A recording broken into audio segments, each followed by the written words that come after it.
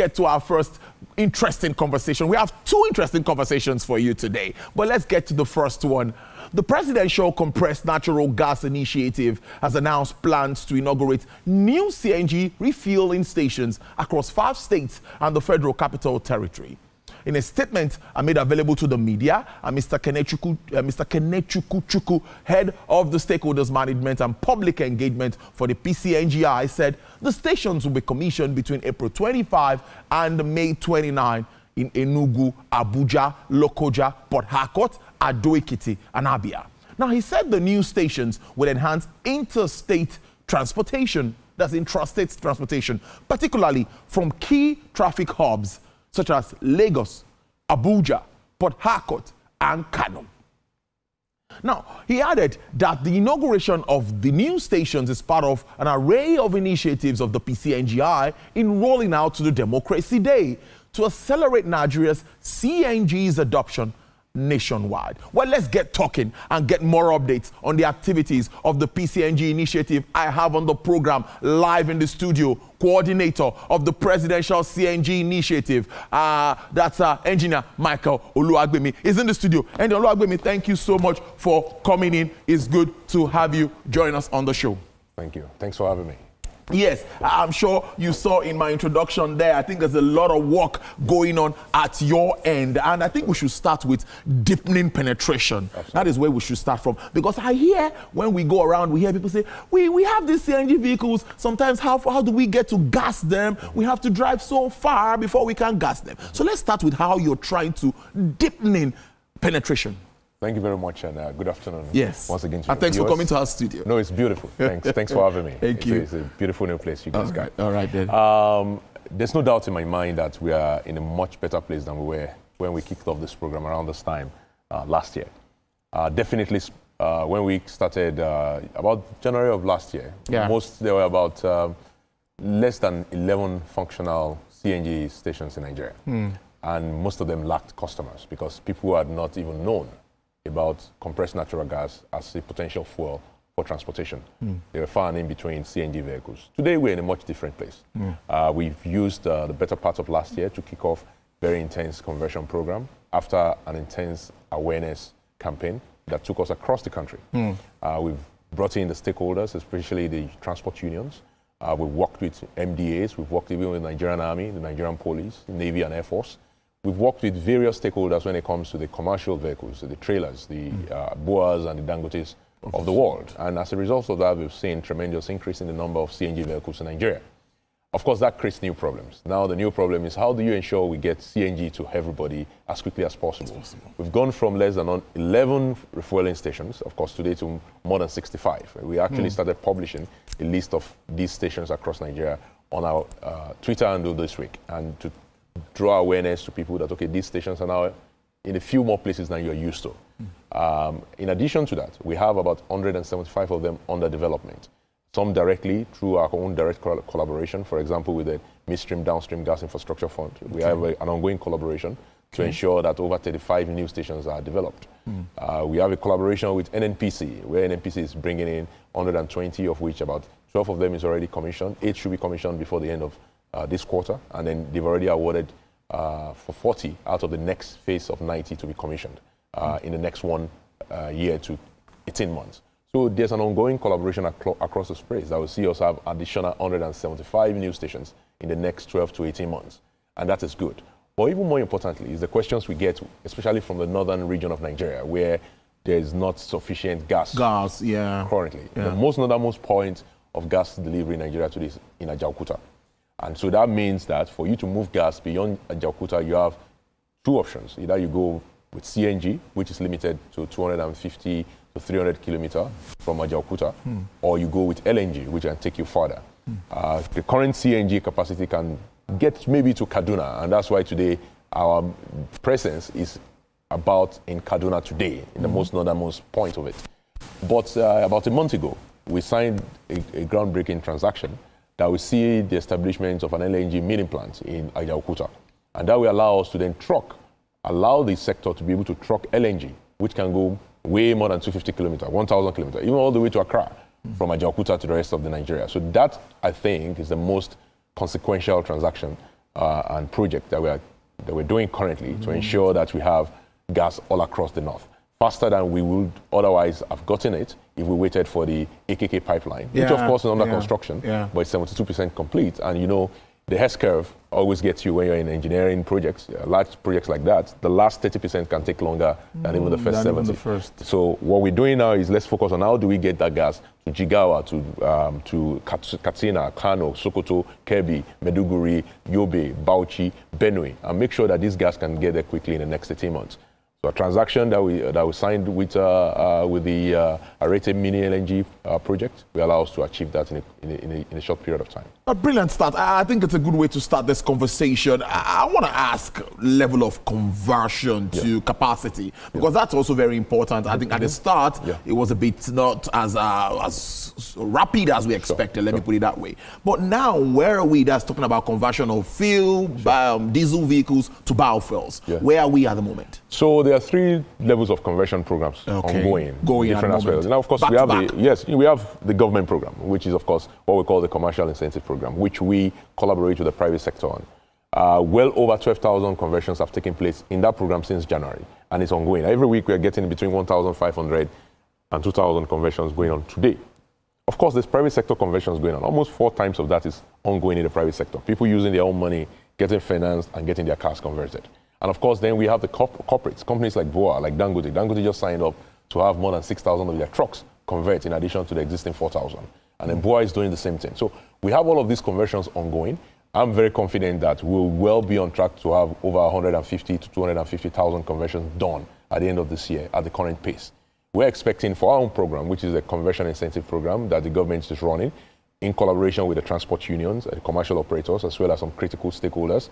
We believe that program should be able to convert 100,000 this year easily, and even probably exceed it a little bit. And if you think about if governments are doing twice of that, private sector is doing twice of that, 3 times that, then 5 to under development. Again, that's a lot of money. That's another $90 million. About the mother stations, we have 7 new mother stations that were commissioned between last year and this year that's going to be serving the auto CNG sector. One of them is actually almost now complete in Ikorodu, and we'll be launching that in the next 2 weeks as well. And all of these mother stations cost between $5 to $10 million, and 7 of them, do the maths, 70 million. That's so you can see how these numbers are adding up. We are talking about investments in vehicle assembly and manufacturing. We're talking about investments in cylinder manufacturing. A company today in Ikorodu is launching an alloy steel pipeline company that can develop seamless pipe that can be used to manufacture CNG cylinders. All of these are direct investments into the sector. The investment chain is long, and we're enabling it. Ultimately, I think the good news is that the private sector has keyed into this program, and we're working very much with them to ensure that any red tape, any regulation that is standing in their way, we take it out and we ensure that this money comes into the economy, it employs our people, and enables clean and cheaper transportation. How are you partnering with sister agencies like I can say maybe like the NADDC and all of that? I think you should be having some hand-in-hand partnership and trying to strengthen ties and bringing more people into this net to key into this initiative. And it's a 2-in-1 question. And how receptive are Nigerians now? At first, I'm sure there was a bit of pushback, but how is it now? Yeah, I'll answer the second question first. I'm very pleased by the response of Nigerians. I think they're more receptive. Yes. From the get-go, I always said that the failure or the success of this program will depend on Nigerians. True. Right. And I think by and large, Nigerians have been receptive to this message. They're receptive to Mr. President's message that, look, Nigerians can move themselves around cleaner, cheaper, and safer with CNG. CNG is a patriotic energy for us to use. We already waste too much gas that we can utilize to drive this economy. And I've seen that we've seen uptick demand. Every time, whenever I talk to government officials, non-government officials, private people, they're always asking me, Michael, how do I access conversion kits? How can I convert? So I can see the natural receptiveness of Nigerians to this program, and it's great, and I'm happy about it. Now, speaking about collaboration, we can only achieve all what we're doing here today as a facilitating organization. At the end of the day, we're an intervention facilitating organization at PCNGI. We have government agencies that have different roles to play across the value chain. That's, of course, one of them is the Nigerian Automotive Design and Development Council. They are the ones that actually regulate the conversion workshops and make sure that they are keeping to the safety standards. We work with them very closely. We help them launch the conversion workshop regulatory framework, which they've already launched and is already operational. We work very closely with the Standard Organization of Nigeria to ensure that kits and cylinders coming into the country, they meet all the minimum standards. We've gone on inspections globally as well as domestically to manufacturing plants to ensure that they align with SON standards. And SON has worked very closely with us on the safety issue. With NMDPRA, Nigerian Midstream Downstream Petroleum Regulatory Authority, they've been working with us to ensure that we are ready when it comes to add-ons and establishment of daughter stations and mother stations and licensing them, removing the red tape and making sure we have an accelerated form of actually getting these licenses so that these investments can come in. These are government organizations that we're working with. We're working with the Federal Road Safety Council as well, because they are very critical when it comes to enforcement. Yeah. And we need to make sure that their officers are trained and are enlightened when it comes to dealing with CNG vehicles. We are working with the Nigerian Institute of Transport Technology under the Ministry of Transport in terms of training and capacity building for the sector. We've seen more than 5,000 technicians trained since last year because of our collaboration with them. So I think ultimately for us, we can't do this alone. Like I said, we are an interventionist facilitating organization, a presidential initiative. And we know that without this collaboration with MDGI HEF under the NMDPRA that helped us to ensure about at least 6 companies that are involved in the CNG sector were funded under their program last year. And these 6 companies are rolling out daughter stations, they're rolling out mother stations. One was recently groundbroken in Akwa Ibom State by the Minister of Honorable Minister of State Gas. And we're collaborating with his office as well. We're collaborating with the Minister of Transport. We're collaborating with the Minister of Finance. We're collaborating even with the Minister of Information.